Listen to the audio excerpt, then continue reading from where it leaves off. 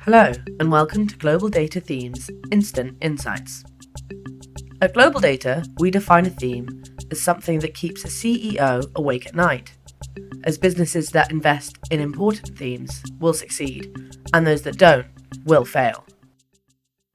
Hello, and welcome back to Instant Insights. I'm Sarah Coop, and today I'm joined by Conrad Wiacek, Head of Research and Analysis for GlobalData's Sport Division. We'll be discussing the Lionesses' recent Euros 2022 win against Germany, the record fan numbers at stadiums and at home, and what this means for the future of women's sport. Hi, Conrad. Thanks a lot for coming on the podcast. Thank you for having me. Happy to be here. So I'm guessing you watched the match on Sunday. Whereabouts were you for it? I did indeed, yes. Watched at home, and even the neighbours were sort of cheering on the England team. So definitely resonated in sleepy Berkshire as it did in at Wembley as well. Perfect. So let's jump into it. What could the Lionesses win do for women's football in terms of sponsorship, media rights, and potentially their wages? Well, in terms of sort of the commercial footprint of women's football, specifically women's soccer, what it could do is seismic in terms of the reaction. So from a commercial point of view, what we'd seen heading into the Euros was already a sort of changing tide in terms of that sort of commercial footprint. So the Football Association has a sort of dedicated team focused on women's commercial activity. So they're looking at women's only commercial deals, of which there are a few in place already. What's likely to happen now, given the result, given the interest, given the numbers of fans in stadiums, is that brands are going to be far more aware and far more willing to associate with that team and far more interested in doing so. From a media rights point of view, it's only going to drive interest. The WSL, the Women's Super League, the domestic league in England, already has TV deals in place and paid commercial deals in place. As interest in women's football grows, and we've seen that sort of this week as a result, season ticket requests are going up, match ticket requests are going up. As a result, some clubs are sort of reporting ticket sales doubling in the past week alone. So the interest is definitely there. So as that grows, media rights will follow. As media rights follow, commercial deals, sponsorship deals will also follow as a result. Amazing. No, thanks for that. And I agree, definitely felt seismic in the country's reaction, and hopefully all of the kind of funding and investment will follow.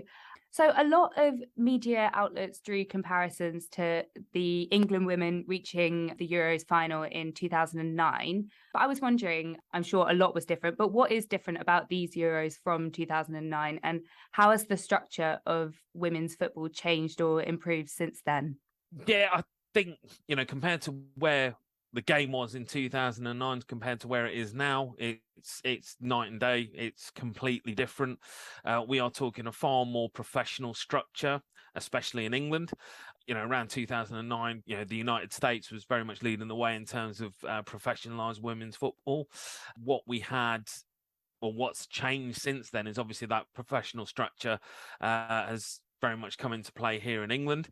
The WSL, the Women's Super League, is now, you see games on the BBC, you see games on Sky. There is an entire industry built around the WSL.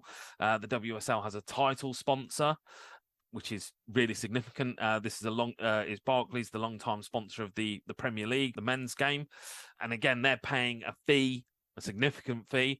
That's going to drive not only investment in women's football, both on a professional level but at a grassroots level, and it helps just the professional structure and the pathways for future talent to come through as well.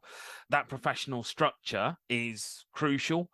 We've seen that put in place in certain teams. Arsenal, Manchester City have well-established women's football teams. I think it's quite significant when you look at other clubs. Manchester United are a good example of this. A few years ago, they didn't even have a women's team, whereas this week they've announced a head of women's football will be joining the team. So again, just from a structural point of view, all these sort of little signposts are coming along, and that is significant, and that is going to draw interest, and that professional structure helps put it in place and maintain that structure. No, that's brilliant. Especially, just new job titles, head of women's football. It's really positive change. So you and your team recently published a Women in Sport report, which explains that women's sport is more popular than ever, but there's still major pay and popularity disparities in different sports as well. What do you think the future of women's sport is over the next 5 to 10 years? What changes can we expect to see? I think, again, is that having, that focus on diverse revenue streams is going to be the key sort of driver. If we look at things, sports such as tennis, women have had, the WTA championing them. We've seen equal pay in terms of the Grand Slams. We've seen, the strength of women's sport develop as a result of having that agency.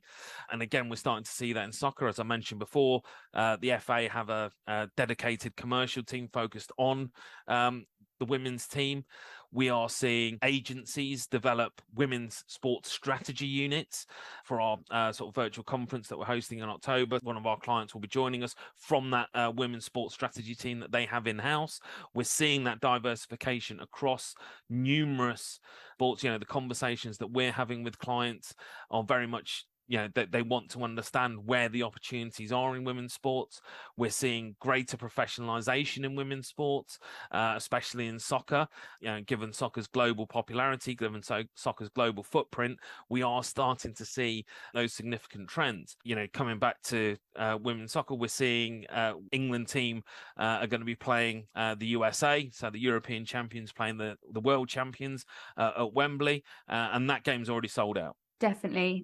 It's really positive to see. I know I was disappointed it was sold out, but I mean, because I wanted to get tickets, but it is ultimately a good thing. You want them to be selling out quickly. But no, that's brilliant. Well, when the ticketing website crashes, Sarah, you know that they're onto a good thing. So 100%, you've made it. Long may it continue. Amazing. Well, thank you, Conrad, for those instant insights. Thanks a lot for listening, everyone. And from us at Thematic Intelligence, see you next time.